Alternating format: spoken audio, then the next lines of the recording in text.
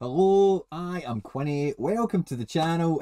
In this video today, we're going to be talking about rewards and we have a different take in the video today, guys. I hope you have fun. I was not planning on doing a recording today, and you've caught me in my work gear. I'm sorry.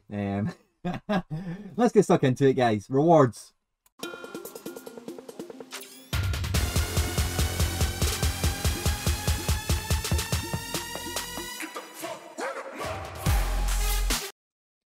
So, guys, like I said, I was not planning on doing a video today. I actually had other stuff going on, bits and pieces, whatever, and a wee bit of toy shopping. Why not?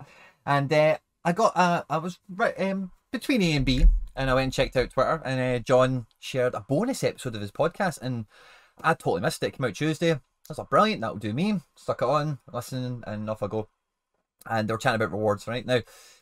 When I was listening to the podcast, the guys brought up some amazing information that I'd totally dropped the ball on, wasn't aware of, and a lot of kind of thought patterns were just kicking off. And I thought, brilliant, I'm just going to do a little video, just get all these thoughts out, and I want to know your thoughts, guys. So in the comment section down below, if I missed something again, if I overlooked something, is there anything you'd add to the conversation? Drop it in the comment section down below and let me know your thoughts and opinions, of course.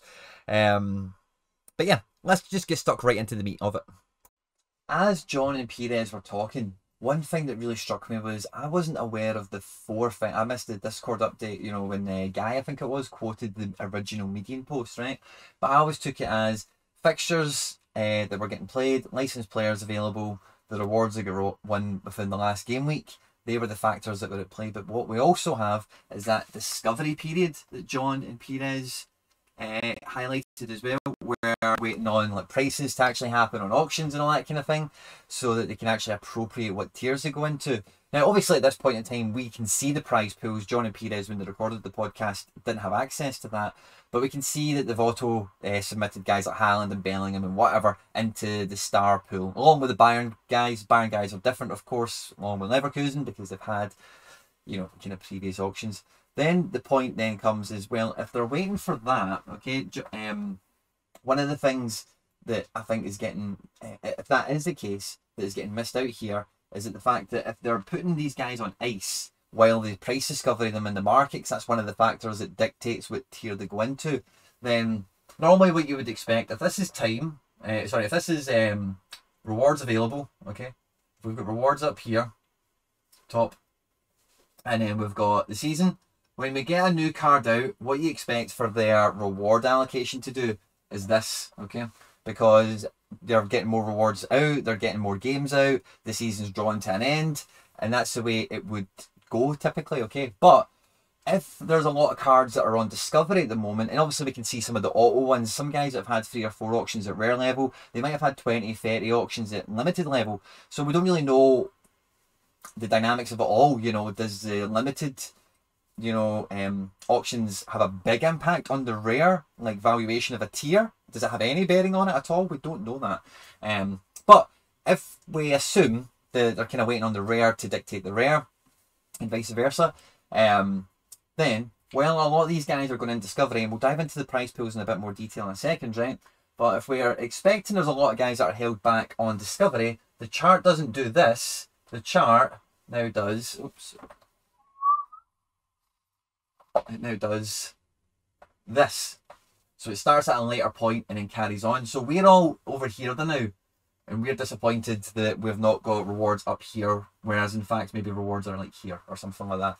And if this is an element that's playing a part in the actual reward pool, what furnishes it, then basically what's happening now is the reward pool is like constipated. You know, it's waiting for a bunch of stuff to catch up, okay?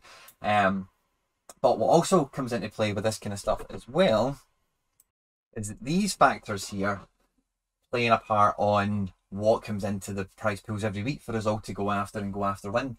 So licensed players and teams, of course, the last game week's rewards, and then there's a kind of ratio thing going on of the existing reward allocation the card has in that region. So it might be a Champion Euro guy who's also U23. So his allocation has to cover Champion Euro, U23, and Global, of course, versus the remaining fixtures that they're likely, you know, or they will be featured in, if that makes sense. So when these are the factors that are kind of kicking off, a lot of these things are at odds with each other, because if you remember the little graph we just drew a minute ago, what's happening with reward allocation versus remaining fixtures is the graph that we had earlier, which should be going like this all the way through the season. So it should always be kind of going down. What happens with the last game week's rewards is it should be going in little kind of spurts and cycles. When there's big game weeks, when there is a lot of cards eligible to be won, when they then are won, it should be taken, there should be a noticeable 6-week cycle where maybe, I don't know, something like the first 2 or 3 weeks of a cycle, you really notice, oh wow, there's like 200 places in rare D4 or rare or whatever we're calling it. And then by week 5, you notice, oh, it's not 200 anymore, it's 160. I wouldn't be surprised if those patterns are there to be found, but like I've said in previous content, it's going to be really difficult to detect those patterns, because over the time of this little graph here, the amount of teams that we've actually had over that time has just done this. So we've got 3 graphs that are in complete contradiction to each other, in terms of what's actually going on with these factors and these variables.